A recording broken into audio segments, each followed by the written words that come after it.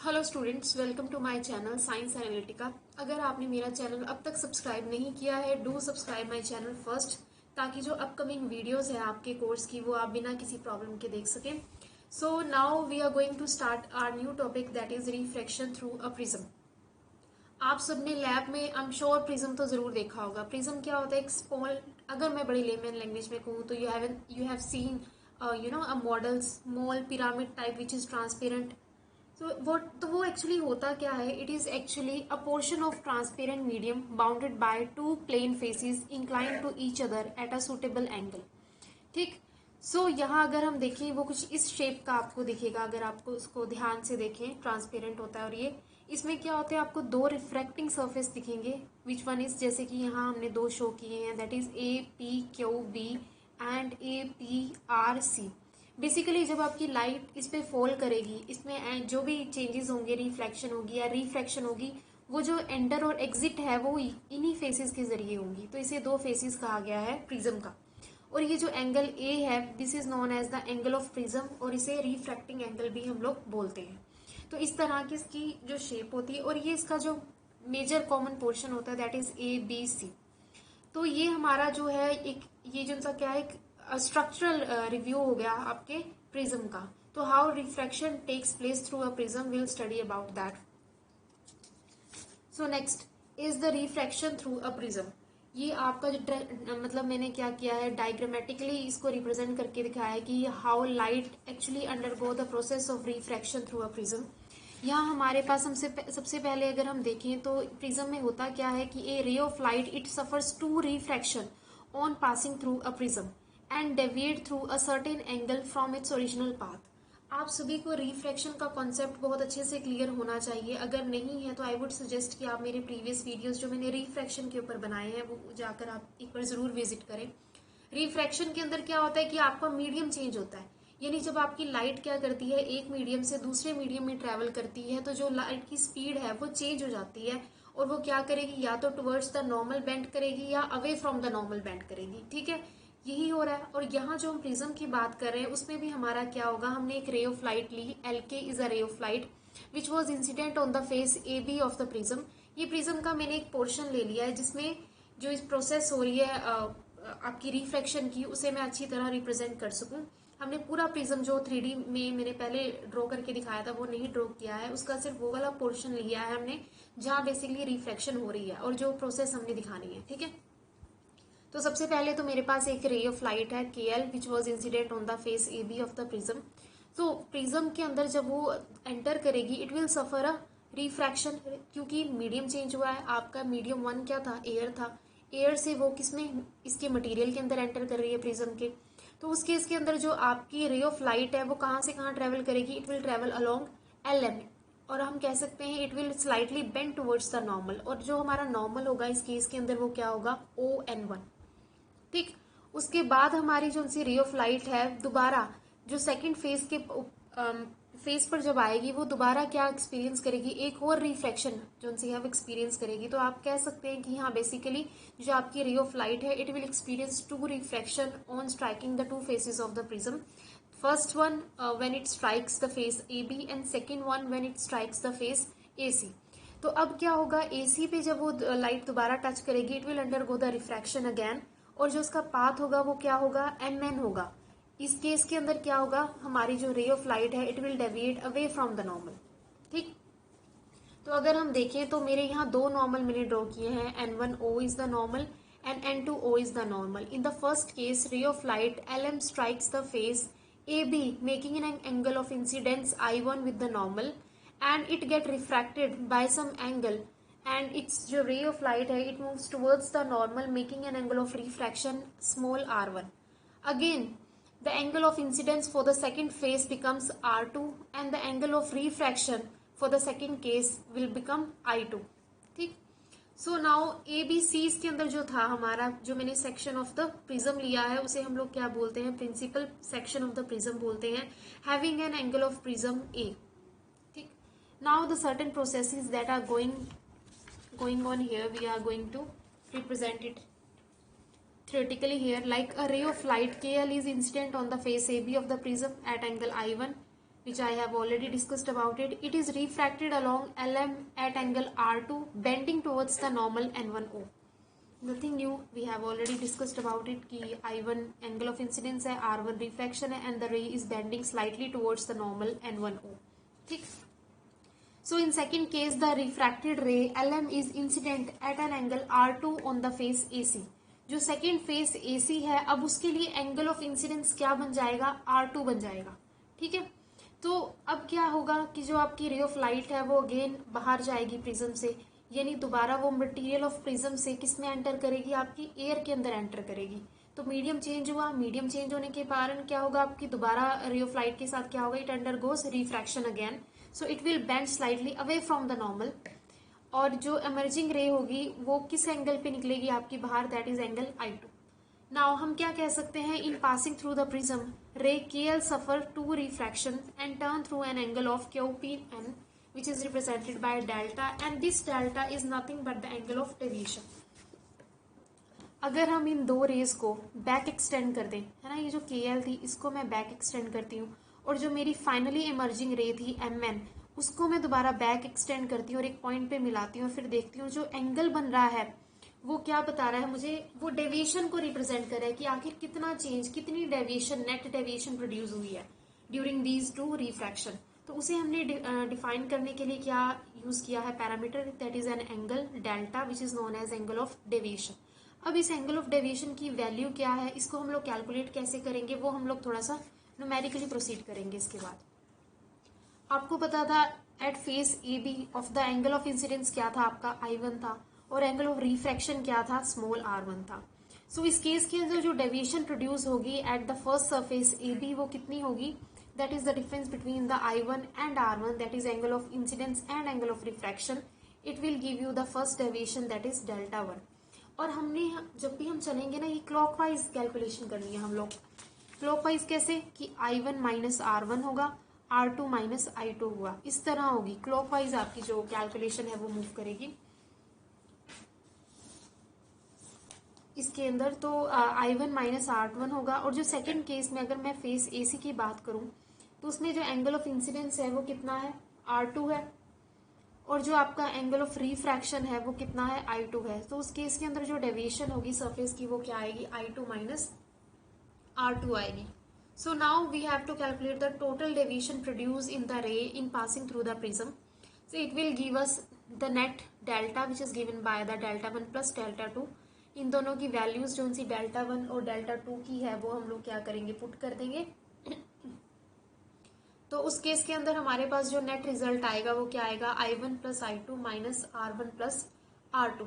ठीक. सो ये हमारे पास आ गया. उसके बाद अगर हम एक छोटी ट्राइंगल है जो उसकी बात करें, दैट इज ALM.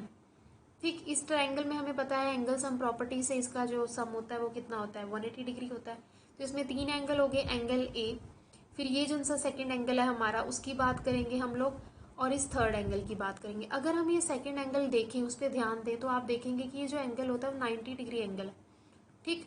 इस 90 डिग्री, ये बेसिकली ये जो कंप्लीट एंगल है इट इज 90 डिग्री. 90 डिग्री में से अगर हम R1 को हटा दें, R1 सब्सट्रैक्ट कर दूं मैं 90 माइनस, तो ये जो मेरा रह जाएगा वो कितना रह जाएगा, 90 माइनस R1 ही रह जाएगा. ये जो एंगल ALM होगा. सिमिलरली यहाँ जो है वो मेरा जो एंगल AM और L है वो कितना होगा, 90 डिग्री माइनस R2. ठीक.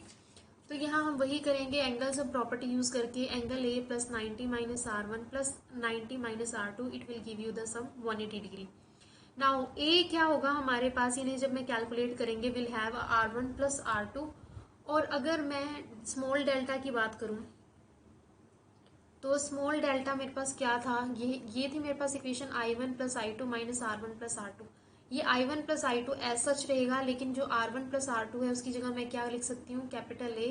तो यहाँ क्या आ जाएगा, माइनस कैपिटल A. तो अब now applying Snell's law at point L and M. Snell's law क्या कहता है, स्नेल्स लॉ में हम लोग कहते हैं कि जो आपकी रे ऑफ लाइट है ना, जब वो RET, तो फर्स्ट मीडियम के अंदर जो एंगल ऑफ इंसिडेंस होता है और रिफ्रैक्टिव इंडेक्स होता है. ठीक. साइन ऑफ द जो फर्स्ट मीडियम का रिफ्रैक्टिव इंडेक्स होता है, दैट इज, क्योंकि ये एयर है तो इसका रिफ्रैक्टिव इंडेक्स 1 होगा, into sine of the angle of incidence, that is sine of I1 must be equal to the refractive index of the second medium, क्योंकि हमें पता है ये मटीरियल ऑफ द जो प्रिज्म है उसका रिफ्रैक्टिव इंडेक्स हम लोग कितना लेके चल रहे हैं, म्यू लेके चल रहे हैं, mu into sine of the angle of refraction in the second medium that is sine of R1. So this will give you the Snell's law for phase 1 or you can say that at L. Similarly M की बात करें तो हम वहां भी क्या होगा आपका refractive index multiply by sine of the angle of incidence, क्योंकि सेकंड केस के अंदर हमारा जो एंगल ऑफ इंसिडेंस है वो कितना है R2 है, और जो हमारा रिफ्रैक्टिव इंडेक्स है, क्योंकि सेकंड केस में हम लोग कहाँ से कहाँ जा रहे हैं, प्रिज्म से एयर के अंदर जा रहे हैं, तो प्रिज्म का जो रिफ्रैक्टिव इंडेक्स है वो कितना है, म्यू है, म्यू है। और यहाँ सिमिलरली एयर में जा रहे हैं हम लोग, तो उसका जो रिफ्रैक्टिव इंडेक्स होता है 1 होता है, और जो sine of the angle of refraction है वो कितना है, यहाँ एंगल ऑफ रिफ्रैक्शन हमारा I2 है। So now here mu is the refractive index of the material of the prism. So knowing the value of I1, I2, we can easily calculate R1 and R2, and hence A using 2, therefore delta can be calculate. Delta कैसे, देखिए अगर I1 I2 मुझे पता लग गया तो मैं R1 R2 पता कर सकती हूँ, और अगर मुझे R1 R2 की वैल्यू पता है तो मैं R1 प्लस R2 करके A की वैल्यू पता कर सकती हूँ। मोरओवर अगर मुझे A की वैल्यू पता लगी तो इन ऑल मुझे क्या पता लग जाएगा, डेल्टा। क्यों, क्योंकि डेल्टा क्या है आपका, it is equals to I1 plus I2 minus of A।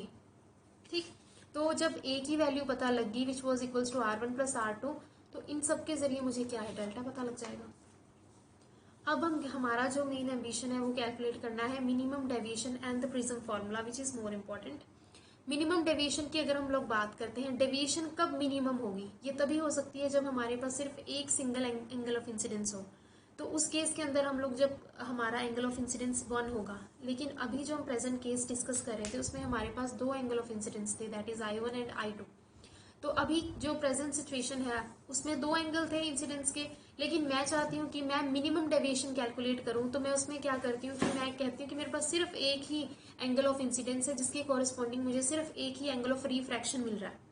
ठीक, तो एक करने के लिए मुझे क्या करना पड़ेगा, इसका मतलब I1 और I2 दोनों की वैल्यू सेम है, दैट इज वाई मेरे पास जो एंगल ऑफ इंसिडेंस है वो 1 है, और उसी केस के अंदर जो मेरी मिनिमम डेविएशन है वो क्या होगी, डेविएशन सॉरी जो क्या होगी वो मिनिमम होगी। तो स्नेल्स लॉ अगर मैं यूज करती हूँ, मेरे पास स्नेल्स लॉ ये था, अगर यहाँ से बात करें तो हम लोग, और ये था। अगर मैं बात करती हूँ कि मेरा I1 भी बराबर है, I1 भी I है, R1 भी R है, और R2 R है, एंड I2 भी क्या है, I है। तो उस केस के अंदर कुछ ये होगा, जहां भी आपको I1 I2 दिख रहा है उनके जगह हम सिंपल I सब्सटीट्यूट करेंगे, और जहां R1 R2 है उसकी जगह हम सिंपल R सब्सटीट्यूट करेंगे। आफ्टर डूइंग दैट मुझे पता था R equals to R1 plus R2 है, लेकिन यहाँ मुझे R सब्सटीट्यूट करना है क्योंकि एक ही एंगल ऑफ रिफ्रैक्शन लेकर के चल रहे हैं। अब हम लोग कह रहे हैं कि सिर्फ एक एंगल ऑफ इंसिडेंस है हमारे पास मिनिमम डेविएशन के केस में, और उसके कॉरेस्पॉन्डिंग हमें एक ही एंगल ऑफ रिफ्रैक्शन मिल रहा है। तो उस केस के अंदर मेरे पास R की वैल्यू आ गई। जब मेरे पास R की वैल्यू आ गई तो हमें डेल्टा तो पता है क्या होता है, that is I1 plus I2 minus I minus A sorry. तो ये I1 I2 जब I ही है तो ये 2I माइनस A हो जाएगा, और A की जो वैल्यू है हम इजली यहाँ से वो कर सकते हैं, पुट कर सकते हैं, और वी कैन से I की वैल्यू हमें चाहिए वो हम लोग इसे निकाल सकते हैं थ्रू सिंप्लीफिकेशन। सो हमें पता है कि रिफ्रैक्टिव इंडेक्स क्या होता है according to Snell's law, equal to the sine of the angle of incident to the sine of angle of refraction. तो उस केस के अंदर अगर मैं देखूं I की जगह मुझे क्या सब्सटीट्यूट करना है, ये जो वैल्यू मैंने निकाली थी वो मैं यहाँ सब्सटीट्यूट कर दूंगी I की जगह, तो फाइनली मेरे पास ये एक्सप्रेशन आ जाएगा म्यू का।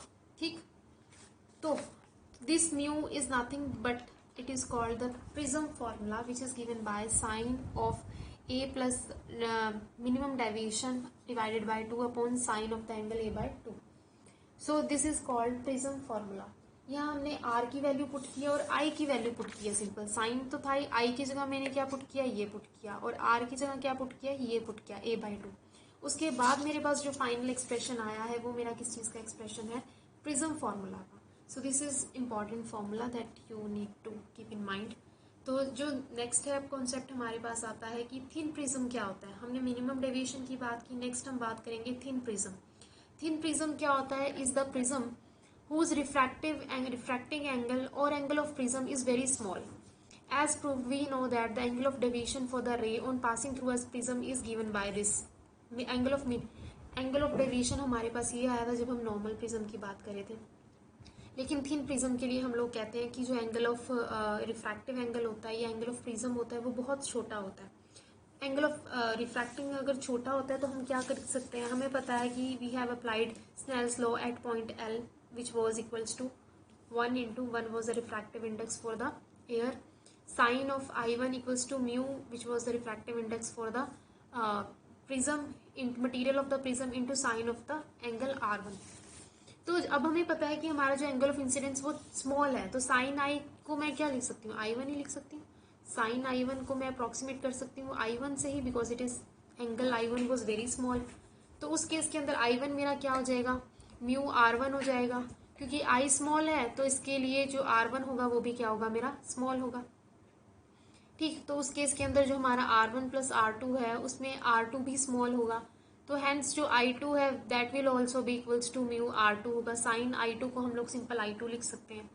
अब जो हमारे पास फिफ्थ इक्वेशन थी that was deviation, angle of deviation equals to I1 plus I2 minus A. उसके अंदर मुझे I1 की जगह सिंपल क्या पुट करना है, I1 और I2 की जो वैल्यू मैंने कैलकुलेट की है वो पुट करनी है, और ए की जो वैल्यू कैलकुलेट की है वो पुट करनी है।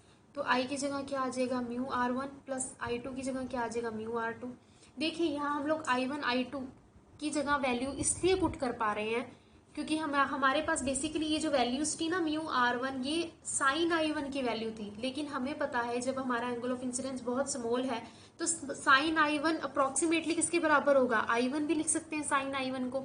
इसीलिए जहां जहां साइन I1 या साइन I2 था उसे हमने रिप्लेस करके सिंपल I1 एंड I2 कर दिया।